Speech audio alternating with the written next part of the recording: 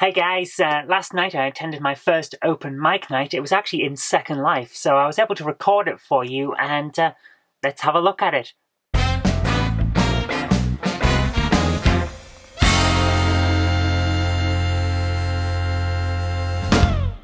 Good evening, everyone. My name is Zoe, and this is the first time I'm doing stand-up comedy, so I apologize in advance if you don't think I'm very good at it.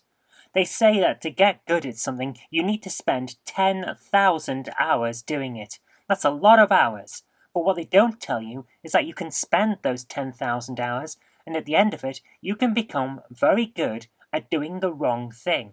Take me for an example. I've spent an awful lot of time just laid in bed, not in the way that you're thinking, and that the joke's not going blue quite this early, but I've spent a lot of time laid in bed, way more than 10,000 hours, I can tell you. And a lot of that time, I've spent laid in the dark trying to get to sleep, and I've become very good at it. I can try to get to sleep like an absolute champion. The actual falling asleep part? Not so much. That's why, if you ever find an old school photo of mine, you'll see that I have bags under my eyes so big that I had to pay extra on the school bus just to check my luggage. It wasn't a great look, let's put it like that. But speaking of greatness, you know how all of those gorillas and other animals, yeah, this is a great segue, isn't it? But you know all those other gorillas and animals, they're called great apes? Do you ever wonder if all the monkeys and stuff are upset because they don't get included in that? Do you think they're all just sitting around thinking, hey, what about us? Aren't we great? What's so great about them? And who put you in charge of deciding greatness anyway? You know what your problem is, human? You think you're all that, you're strutting around, and you're tool use, and you're standing upright. No, banana. Oh, you know what? You're all right, really. Never mind. Just keep the bananas coming, yeah? I wonder about things like that all the time when I'm laid in bed trying to get to sleep. It's probably why I'm so tired, to be honest with you. Still, I have plenty of time to try and catch up on my sleep now because I recently lost my job. And I'm going to tell you all a little bit about that because, hey, it's like free therapy. So, I used to be a politician, and I still kind of am technically because I am active with my local party, but I used to be elected, and now I'm not. So I'm in that weird grey area in terms of commentary and political reporting because I've done the job, so I know what I'm talking about, but I don't do the job anymore, so nobody wants to listen. This is a new experience for me because before I lost the election, I was one of those annoying people that nobody wanted to listen to, but they kind of had to. So I've lost my audience, and that's frustrating. But when I first told people that I wanted to go into stand-up, a lot of them were supportive because they're friends, and you want to be nice to your friends, but you also kind of enjoy it when they say something like they want to do something really stupid, because there's always that, oh, this is going to be fun factor, and that part of you where you think, oh, we're going to be able to rib her for this for so many years, and we're going to do it so much. There's that factor as well. So you want to be supportive, you know, you want to egg them on is what I'm trying to say. But there were also people who asked me why I would choose to do this when it's so different to what I've been doing before. The thing is, it's not. Politics and comedy require a lot of the same personality traits. Both demand that odd combination of a pathological need to make strangers happy, combined with a crushing social anxiety, and, paradoxically, a massive ego. And if you can't see how one person could combine both of those clearly at odds traits, well, welcome to your first day on Earth. But don't worry, we're all very nice people and we welcome strangers from different cultures. I hope you enjoy your stay. There are some weird things happening in politics these days. Social media has brought politicians closer to regular people, and that's a good thing. But it also means that regular people now treat politicians the same way that they treat people in the service industry. And I've worked in the service industry, so I know what I'm talking about.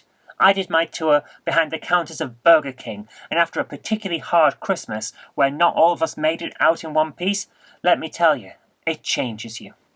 But isn't that the strangest thing? People are mean to other people who are about to serve them food.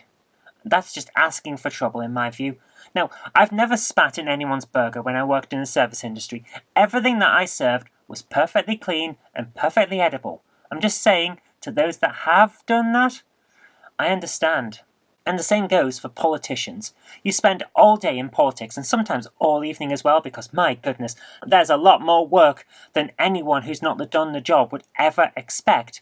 And at the end of it, you're called a work-shy prick by Debbie, the woman who spent all day on Facebook arguing with Gary about whether the potholes in their road are big enough to warrant an emergency resurfacing or not. Debbie has never stood for elected office. Debbie doesn't come along to any of the meetings you've set up with residents to sort out their problems. Debbie hasn't left the house in the last couple of days, but Debbie thinks she knows how to do your job better than you do, and you better believe she's going to tell you about it. But the weirdest thing about all of this is that everything was your fault. Suddenly, it will stop being your fault if you lose an election. The same people who would have blamed me for things that I couldn't have in any way been responsible for would now admit that I couldn't have done anything about them. So on election night, I was Schrodinger's culprit, both at fault and not at fault simultaneously, and the only way to decide which one of those I was would be to open the ballot box.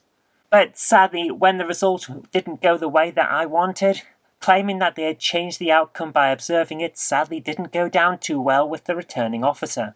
Apparently, the absurdities of quantum physics aren't legitimate grounds for a recount. I tried.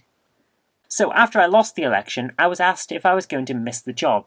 Absolutely, I said.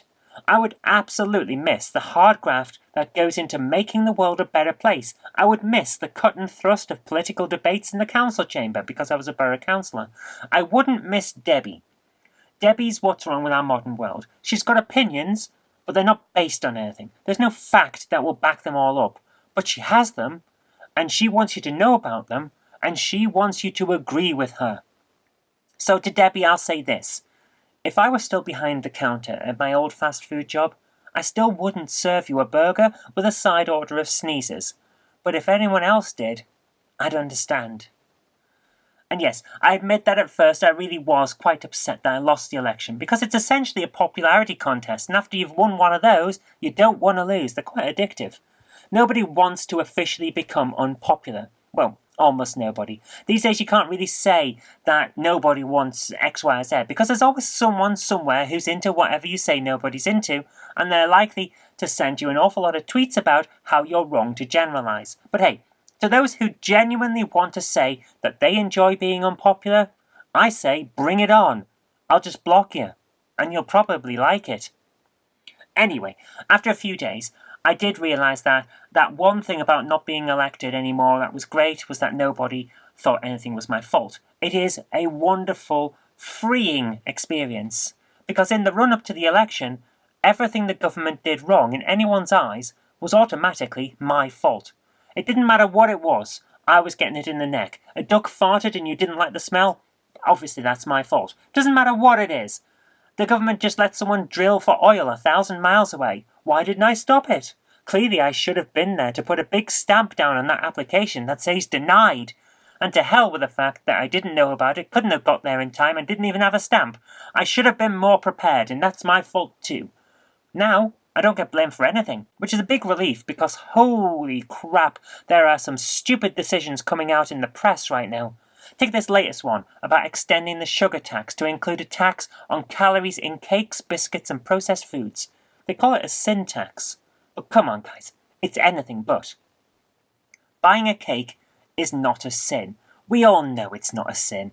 If we're going to tax a sin, let's do it properly. Let's tax something interesting, like having a threesome with two lasses where one's dressed as an angel and one's dressed as a devil, but they aren't sat on your shoulders, if you catch my drift. And there's a traffic cone in there, and maybe a horse, because if you're going to break bad, you should go the whole hog, and throw a hog in there as well.